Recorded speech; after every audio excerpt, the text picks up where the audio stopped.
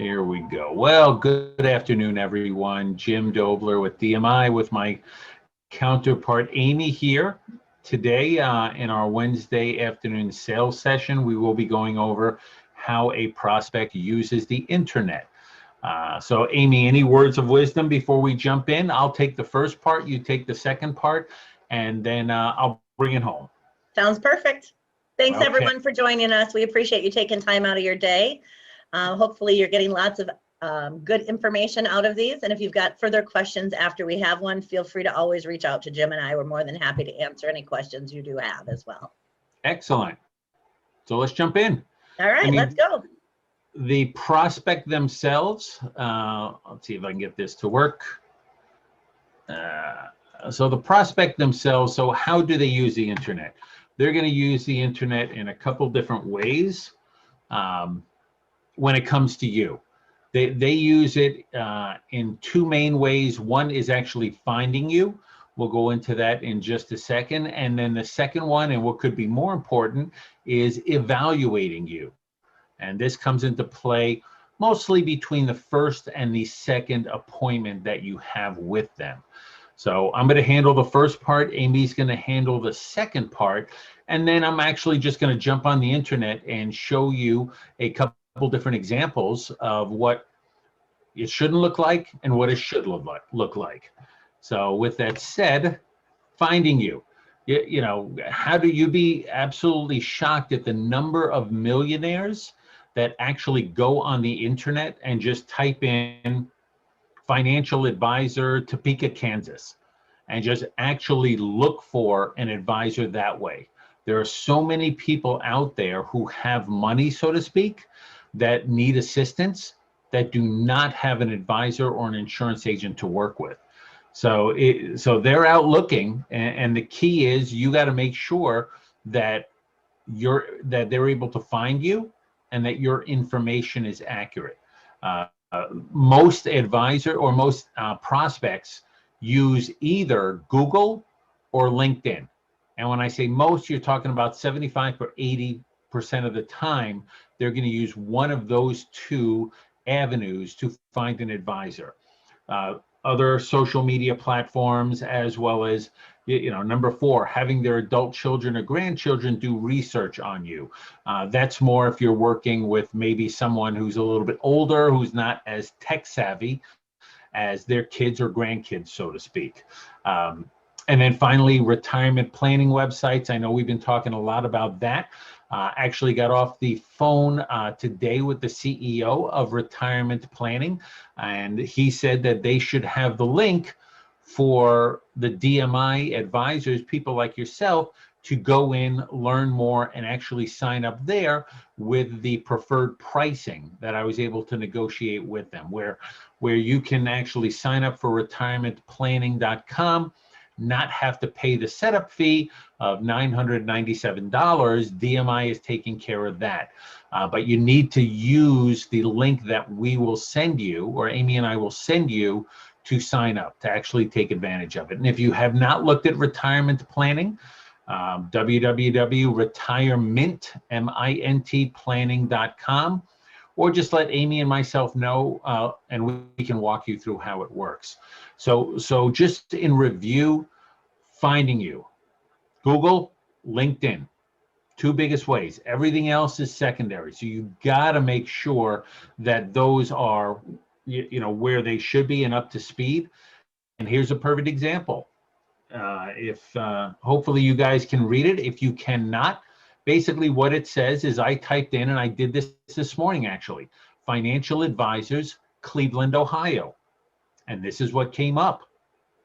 Now, unfortunately, I can't scroll down, but I can tell you flat out that people that are on the first page of Google search, there is a ton of money to be made. People who are on the second page and third page and every page below that, there is no money to be made when a prospect is looking for you. So the key is, how do we make sure that you're on that first page? There are a couple different ways to do that. One is be like Merrill Lynch at the top of the screen and take out a ton of ads. They're probably, I don't even Money. want to know how much money they're spending, but there's a good chance that that's your marketing budget is not as high as Merrill Lynch's is. So that's probably not feasible. So the second way to do it is you want to make sure that if you look down the third and fourth one, Baird Private Wealth Management and Skylight Financial Group, they have their information is correct on here, and they also have reviews. And I can't tell you how important that is. Amy, excuse me, we'll go into a little bit more detail about that. We need to make sure that one, your information is correct, and two, that you do everything you can from an SEO standpoint. Again, Amy will go into more about this, to make sure that if possible, we get you on that first page. Like I said, ton of money to be made on the first page of Google search when advisors are looking for, when prospects are looking for advisors, no money to be made on page 2. So that's what I wanted to just, impart to you, is that clients are, or prospects are out there looking for advisors like yourself. And we need to make sure that they can find you and not find, the guy down the street or the lady at the mall or something like that. So with that said, I'm going to hand it off to Amy to talk All right, about the guys. next part. Go ahead, Thanks, Amy. Jim. Okay, so as you all know, Google is, everybody knows, Google is the biggest search engine out there. A lot of people not only use Google, but they use Bing or Yahoo or MSN, and then a new one that's came out recently is DuckDuckGo. Same principle as Google. They all have the same principle, find things. But a lot of different clients use different search engines depending what they're comfortable with. LinkedIn, as we all know, it is a huge, huge, huge site for people to look up advisors. Talks about you, your expertise, why you're qualified to work with. As an example, their parents, their grandparents. If you have somebody in their 20s, they're going to go out to LinkedIn to say, okay, let me find out if this advisor is legit, grandma. I've been that person in their 20s to do that. So I tell you this for my own, because this is actually a true story. My grandparents, when they were around, they had an agent that wanted to, they were advising my grandparents of some things that I didn't agree with. My grandparents were in their mid 80s and they wanted to put them in the stock market. And I'm like, time out, I'm gonna go look up this advisor. So I did a lot of research. So when I did research, it's kind of the family joke is if it can be found, I will find it. So just think of that aspect with a younger generation, because the younger generations, they dig even more than I do. Facebook, that's another one you always, my words of wisdom with Facebook are, would your family be embarrassed in how you're portraying yourself on Facebook? If they are, don't do it.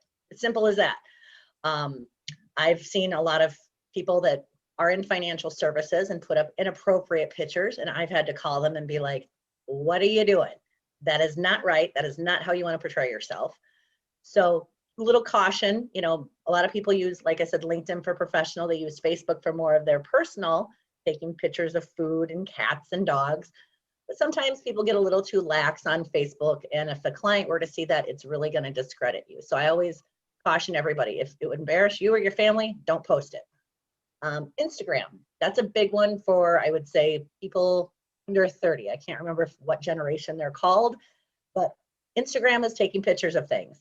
What are you taking pictures of? Are you taking pictures of your dog? Well, I do. We all know this. You've all heard about my dog, but my dog has a Facebook, an Instagram, and it's kind of a running joke because that's how I like to torture my friends, is showing them all the dog pictures. But hey, that's not a bad thing to have out there. It makes you real. And so just to kind of keep that, same philosophy in line that you had with Facebook, don't put anything out there that you're going to regret later. Broker check, the FINRA.com websites. Is this person licensed? Are they licensed to the point that they say they are? This is how the kids, grandkids, prospective clients, they're all going to do all this research. Like I said, I spent honestly 6 hours one day doing research on an advisor that was talking to my parents. And because I was like, you're not investing one dime until I find out this person is legit and they have the credentials to back it. I treat everybody that way, where if you go out there and you want to look things up, make sure you do your due diligence on that. So that's the broker check. So the FINRA, the state licensing, you can look all that up. And then also, why are all these important? Well, they improve your SEO. Jim had kind of alluded to that. Your SEO stands for search engine optimization. Well, what does that mean in layman's terms? It means you want to be on the front page of Google, on the page like Jim pulled it up right now, but without spending all the money Merrill Lynch did on the previous example. If you go Google myself right now, you go Google Amy Shirk, you can see that I come up right away with DMI. I'm using myself as an example because it's always good to pick on yourself. You want to always make sure, like Jim said, your information is correct. The one big thing with this, as they're evaluating you, you can go out there and see where it says Skylight Financial. It's a 4.3 stars. Right underneath where it says Skylight Financial, there's 12 reviews. Reviews are huge for your SEO, your search engine optimization. With the more reviews you get, the better placement you get with Google without having to spend hundreds of thousands of dollars. So reviews are super, super important. I always tell my agents that we work with, if your client can do a review for you, we can help you get it on there. So that builds to your credibility as well too. So here's an example of that review. I don't know if you guys can read it, so I'll read it for you. The review says, it was a distinct surprise that such a young guy could know so much and be so professional in this day and age. That's sentence one. Finally got several financial and insurance related issues in order that we've been putting off for too long. Thank you. We greatly appreciate your help. That is a review that is going to really have an effect on that SEO. The positive review. Now, if I go out there and I look for a financial person and they have a 1 or 2 star review, can almost guarantee you I'm not going to make that phone call to work with them. You want to have a 4 or higher star review. Again, we can help you out with that as well too. So with that being said, I will turn it over to Jim. But yes, ratings, reviews, always very important. Excellent. I appreciate it. So what I wanted to just quickly do is I'm in Google and I want to just put in 2 advisors' names who we work with. One, just to let you know, is an advisor who really hasn't done much on their online presence, who we're actually in the process of helping them out. And that's why I don't mind putting them on here, because we are actively helping them out. So it's a gentleman by the name of Lou Elmo in Milford, Connecticut. I just looked him up here. Okay. It says his stuff, it says permanently closed. And it actually says Lou Elmo is a restaurant. Lou Elmo is an insurance advisor and insurance agent and financial advisor. While the address and phone number is correct, that's it. He is not a restaurant. So we're in the process of helping Lou make sure that this is accurate. Okay, now if I go in here and see all different things, Lou Elmo is on here. Let's go into LinkedIn. So this would be the first way someone would look for Lou. Now let's go into LinkedIn and you'll see my information first, but let's put Lou Elmo in here. Lou Elmo in Milford, Connecticut.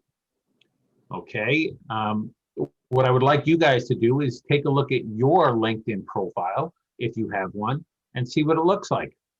Obviously, this is not the most robust LinkedIn profile, and we're helping Lou to improve upon that. So if yours looks like this, we need to enhance it. If someone is going to go into Google, put in your information, and it shows up that you're a restaurant, we need to also enhance that as well. So with that said, let me go into another one, and Ross is on the call, and I made sure Ross was fine with this. Ross Runstedler in Erie, Pennsylvania. Let's see what shows up for Ross. Look at that. That looks so much better.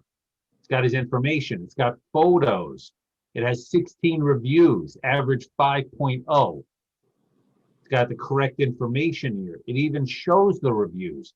This is what you want your information to look like when a prospect tries to look you up.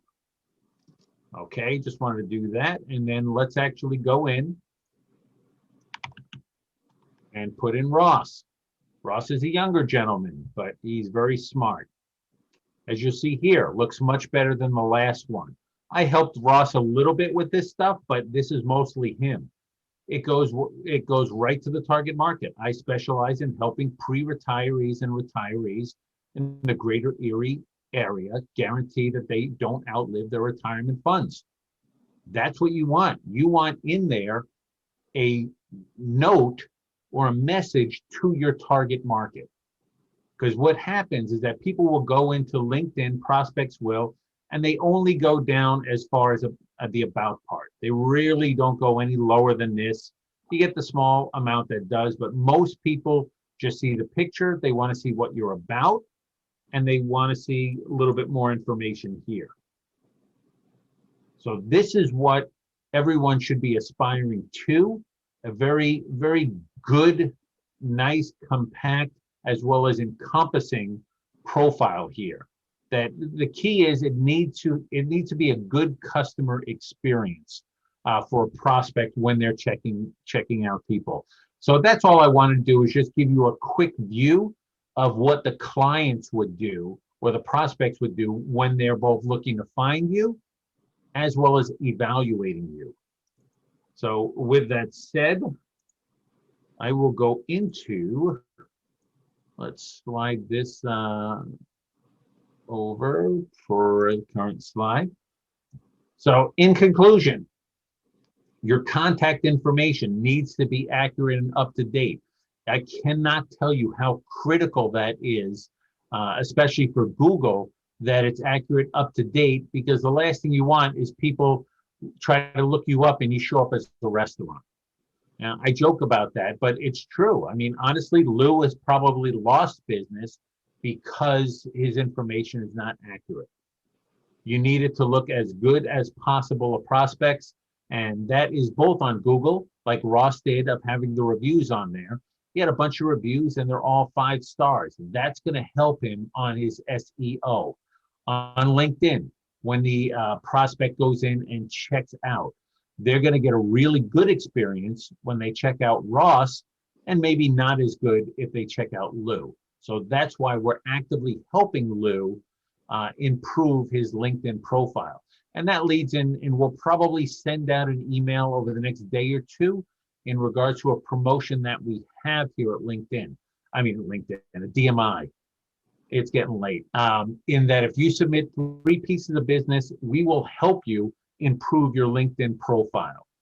And that the normal cost of that is anywhere between $250 and $500 to get it done. We will do that in conjunction with the DMI marketing team so that to make sure your information is correct and as up to date as possible. So again, our goal with these sales sessions is just to maybe make you think a little bit differently from either a product standpoint, an education standpoint, or a prospecting standpoint. And that's our goal, that if you could take one thing out of this sales session, then it was worth the time.